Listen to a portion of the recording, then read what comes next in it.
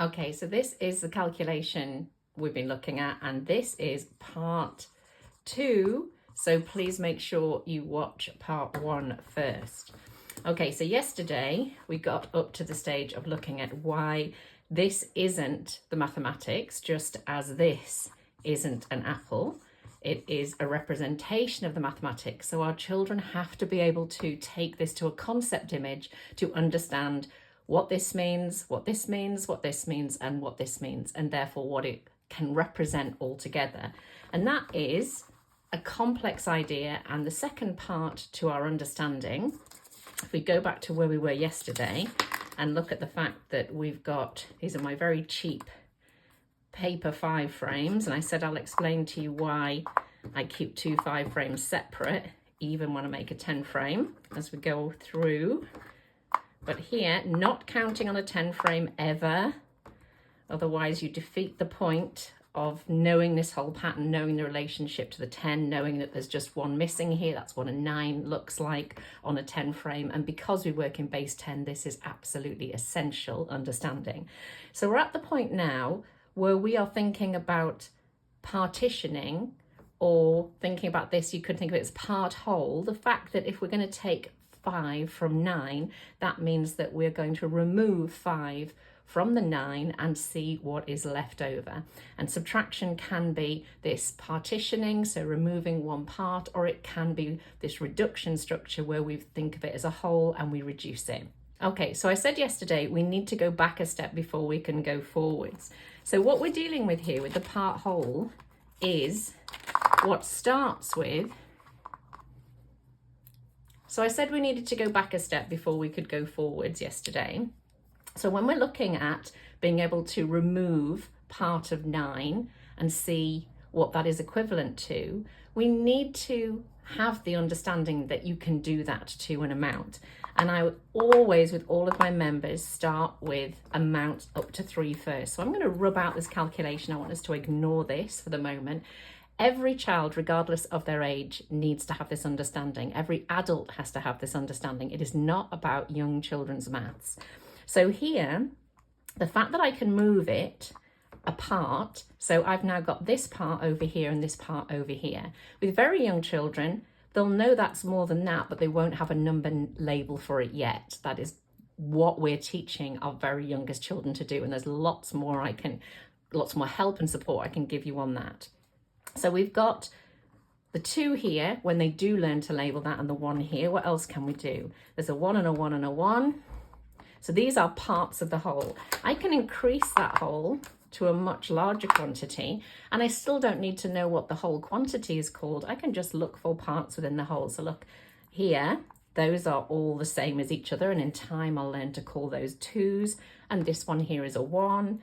I could split that into this amount. So you and I know that's a 3 and a 2 and a 2. We could have 2 3s and a 1. So you can see here, this is what leads to understanding of part whole. And it's also why we shouldn't teach children to just partition into 2 groups. Too often I see those cherry models only splitting into 2 parts. That's important, that's number bonds. But what we're looking at here is number facts. What's everything this number can and can't do? And this is what you need to understand division and multiplication. You can see this amount here that you and I will know how many it is. It can be split into groups of 2, but then there is 1 left over. So later on we'll understand that this total, which we know is 7, does not have 2 as one of its factors. It's not a multiple of 2. This is all the same knowledge being used. All right, so to go back to that very small amount, before you can understand that we can take part of 9 away and find out what we're left with, which was our calculation, 9 subtract 5, you need to understand that you can do it with much smaller amounts. So if I had this and I gave you 1, I'd be left with this much. And understanding that there is a 2 and a 1 in 3, and whenever I see a 3, I can find a 2 and a 1, and I can reason that if I see a 2 and a 1, it must be 3. That's what we call conceptual subitizing. So what I'm using when I label this 2 and this 1, or this 1 and 1 and 1, is something called perceptual subitizing. This is a lot easier. because it doesn't necessarily mean we know how many are all together. That's easier to understand if I increase the amount again. And we think in here, maybe I can see a 3 and I can see a 3 and I can see a 1. Children can do that way before they can then reason that a 7 has a 3 and a 3 and a 1 in it. And our 10 frames can really help with that. So perceptual comes first. But if I go back to that amount we had there, when a child, for example, sees, it might be pictures in a book, and they think, oh, there's a 2 there and a 1 there. I know that's 3 because there's a 2 and a 1 in 3. Or like we could do here, I know that's 4 because there's a 2 and a 2 in 4. And when we start to use well-known patterns that we're all familiar with, you can see the 2 and the 2 within that, however you choose to look at it. Circle it like this. You can move it to prove it, move it out the way. You can see there that it's not just seeing 2 and 2, which is our perceptual subitizing, but reasoning that whenever there's 2 and 2, however they're arranged, there's 2 and 2 in 4. It looks very different, but I can reason that must be 4, and then I could prove it by doing this. So likewise, imagine if it was maybe like this, and we've got a 2 and a 1 and a 1. I know there's a 2 and a 1 and a 1 in 4. Let's prove it. There's a 2 and a 1 and a 1, and you might be thinking as well about a 3 and a 1. Imagine seeing that in a book. There's 3 things, there's 1 thing. I know that's 4 things because inside 4 there is a 3 and a 1. So once you can reason as a child that I can see a 2 and a 2, and I know there's a 2 and a 2 in 4, you're doing conceptual subitizing. Con meaning with, like joining things. So can you see there that if a child cannot reason about if, for example, I've got 4 things, and whether I look at it like that or whether I've arranged it like that to make it easier, if I give you 2 of them, I'm only going to have 2 myself because there's a 2 and a 2 in 4, and if 2 are given to you, I'll only have 2. If I've got 4 and I want to see how many people can have 1 each, well, that person can have 1, that person can have 1, that person can have 1, that person can have 1, or we could even leave them like this. That person can have 1, that one can have 1, that one can have 1, that one can have 1. Then we can see 4 people can have 1 each, just showing you that because that's obviously division. And you can see that division is related to subtraction because it's about partitioning. So this is what video 2 is about. Before, let's just rub these off and go back. Before I can understand, and I need to be visualizing, and of course you can't visualize something until you've done it a lot of times. So we create memory by doing. We are memorizing when we're told, and there's far too many children being rewarded for memorizing and far too many children failing because they can't memorize. We don't want memorizing. We want children to remember what they did. So they built and met 9 in this physical way, and it could be 9 apple pieces, it could be 9 children, it could be 9 days. It's the 9ness of 9. I've removed the apple pieces and represented them with the counters. But they then understand that what is going to happen is we're going to remove 5 from the 9, and we're going to be looking at what's in the 9 that goes with 5. So if you've got a 5 in the 9, you've also got a 4. What about if I took 2 out of the 9? If I take a 2 there, I'm going to be left with that bit. What if I took 8 out of the 9? I'm going to be left with that bit. You've got to be able to do this in response to meaningful problems that children meet all day, every day, before you then say, do you know what?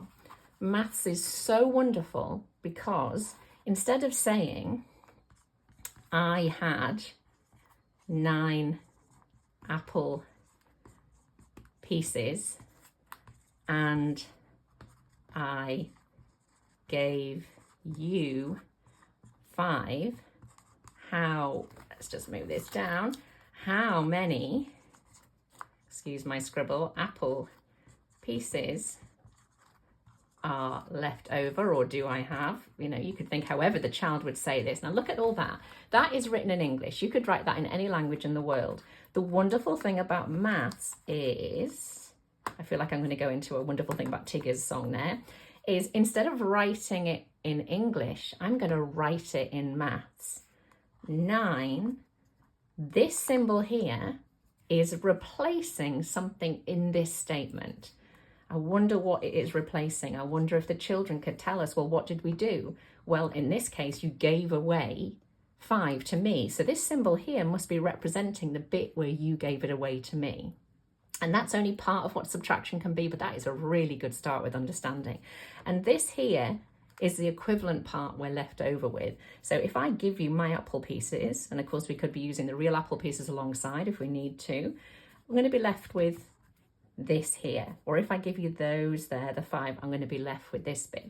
So what you've shown them is that instead of having to write it out in English or whatever language is their first language, because we've said it all, so we say it, write it, that takes a lot of skills and a lot of time. Look what maths does. Maths makes it so easy and simple and quick to talk about. And the wonderful thing is that because I'm not using apple pieces, this could be 9 children. 5 of them go to wash their hands for lunch. How many are still sitting at the table? 9 minutes left to do this task. We use up 5 minutes. How many minutes are left? So this is an approach that we should be using with every single year group, because at the end of the day, we're going to meet calculations that are more complicated than that and expect us to do a few more steps and use more tools, but it is basically exactly the same principles. We have to understand what this means. We have to understand what this is, what it looks like, what are we doing to it, what does this bit mean here? So go back and watch part 1, see where I started with, if I do this quickly, this is my sandwich model that my Impact and Essentials members are familiar with. I started with apples.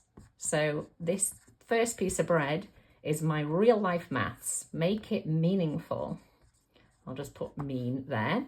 Then I moved it into Maths World so that we could get away from thinking about apples and think about what was happening to the 9. And then we put it back in the world of apples to say, okay, so if I've got 9 apple pieces, I give you 5, you're going to be left with 4, and they're completely understanding. We can go back to the apple pieces in real life to do that. But also I said it could be people, it could be minutes. So I'm showing my children that what they did can be applied in infinite other contexts. And I need to keep on showing them that, because 9 subtract 5 will always be 4. Now, what I'm going to show you next, this is concrete. This is abstract. So concrete is the stuff that we handle. That's abstract.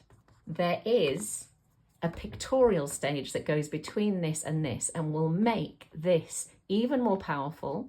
And they will be able to take the pictorial stage with them throughout their whole primary education and into adulthood. So that's what's coming next.